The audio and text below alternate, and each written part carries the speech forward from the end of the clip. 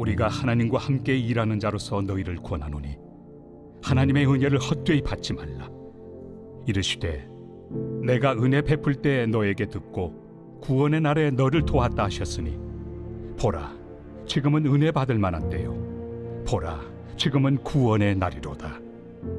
우리가 이 직분이 비방을 받지 않게 하려고 무엇에든지 아무에게도 거리끼지 않게 하고 오직 모든 일에 하나님의 일꾼으로 자천하여 많이 견디는 것과 환난과 궁핍과 고난과 매맞음과 갇힘과 난동과 수고로움과 자지 못함과 먹지 못함 가운데서도 깨끗함과 지식과 오래 참음과 자비함과 성령의 감화와 거짓이 없는 사랑과 진리의 말씀과 하나님의 능력으로 의의 무기를 좌우해 가지고 영광과 욕됨으로 그러했으며 악한 이름과 아름다운 이름으로 그러했느니라.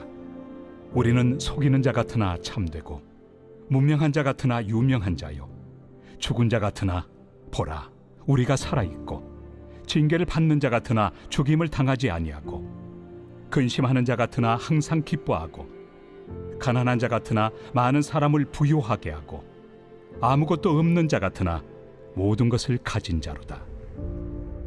고린도인들이여, 너희를 향하여 우리의 입이 열리고 우리의 마음이 넓어졌으니 너희가 우리 안에서 좁아진 것이 아니라 오직 너희 심정에서 좁아진 것이니라. 내가 자녀에게 말하듯 하노니 보답하는 것으로 너희도 마음을 넓히라. 너희는 믿지 않는 자와 멍에를 함께 매지 말라. 의와 불법이 어찌 함께하며 빛과 어둠이 어찌 사귀며 그리스도와 벨리알이 어찌 조화되며 믿는 자와 믿지 않는 자가 어찌 상관하며 하나님의 성전과 우상이 어찌 일치가 되리요. 우리는 살아계신 하나님의 성전이라. 이와 같이 하나님께서 이르시되 내가 그들 가운데 거하며 두루 행하여 나는 그들의 하나님이 되고 그들은 나의 백성이 되리라. 그러므로 너희는 그들 중에서 나와서 따로 있고 부정한 것을 만지지 말라. 내가 너희를 영접하여 너희에게 아버지가 되고 너희는 내게 자녀가 되리라. 전능하신 주의 말씀이니라 하셨느니라.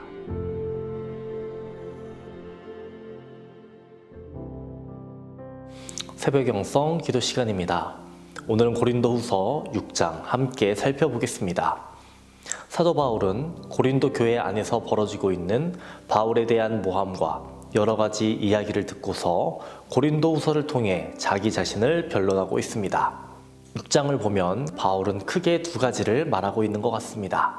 하나는 이 직분이 비방을 받지 않게 하려고 무엇에든지 아무에게도 거리끼지 않게 행했다라는 것인데요. 사도 바울이 자기 자신을 변호하는 모습입니다.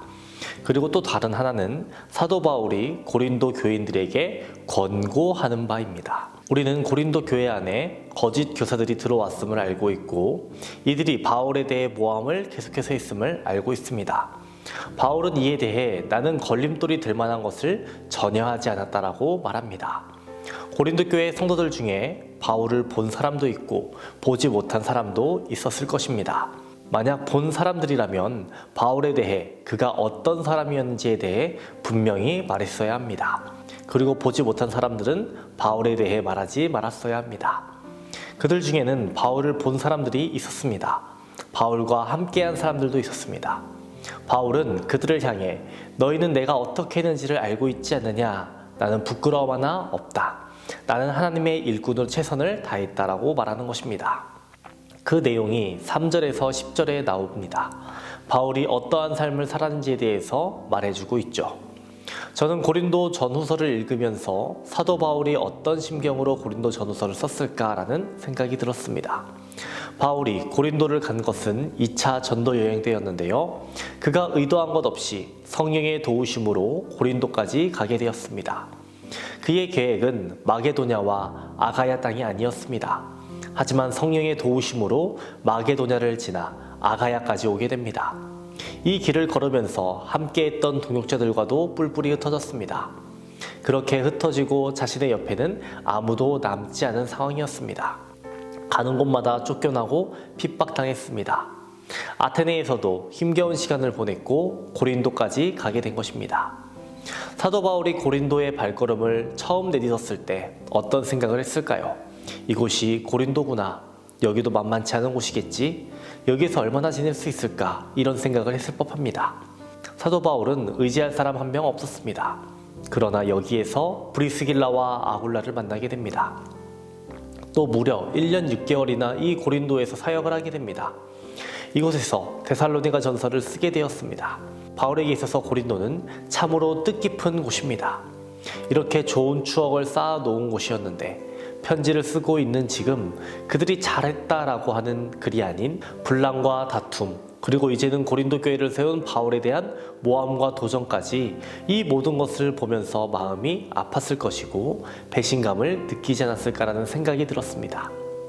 우리의 생각대로라면 온갖 정이 다 떨어졌을 겁니다. 인간의 마음이면 너무나도 당연한 것 아닙니까? 하지만 바울은 그들에게 아비의 심정으로 다가갑니다. 13절을 보시면 내가 자녀에게 말하듯 하노니 보답하는 것으로 너희도 마음을 넓히라 라고 말하고 있습니다. 이 문장에서 주목해 볼 것이 세 가지가 있는데요. 첫 번째로는 자녀입니다. 사도 바울은 고린도 교회 성도들을 자녀라고 말하고 있습니다. 사도 바울이 자신이 아버지라는 것을 말하는 겁니다. 아버지이기 때문에 고린도 교회 성도들에게 계속해서 글을 쓰는 겁니다. 그들을 붙잡는 겁니다. 아버지의 마음과 교세의 마음 중에 자녀를 향한 마음 누가 더 애틋하겠습니까? 아버지입니다. 단순히 사도 바울이 교사였다면 이렇게까지 하지는 않았을 겁니다. 하지만 사도 바울은 아버지였기에 아버지의 마음을 가지고 고린도 교회 성도들을 포기하지 않는 겁니다. 다음으로는 보답입니다. 보답하는 것으로 너희도 마음을 넓히라라고 말하죠. 주는 것이 있어야 이것에 대해 보답해달라고 말하지 않겠습니까? 사도 바울이 먼저 준 것이 있다라는 겁니다. 그것이 무엇입니까? 마음을 넓히는 것입니다.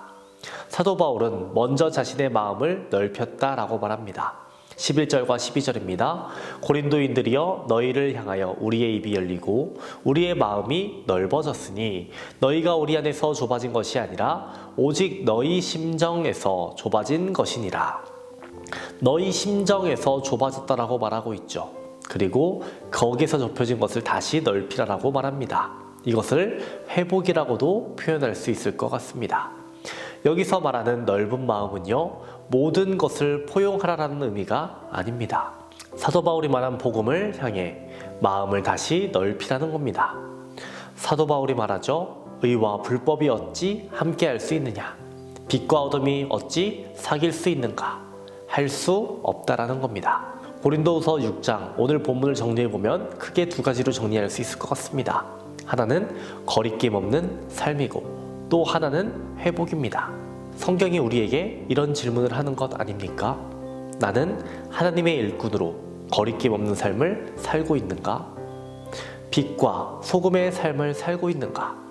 내 삶의 모습으로 인해 누군가 복음을 거부하고 있지는 않을까? 나는 바른 복음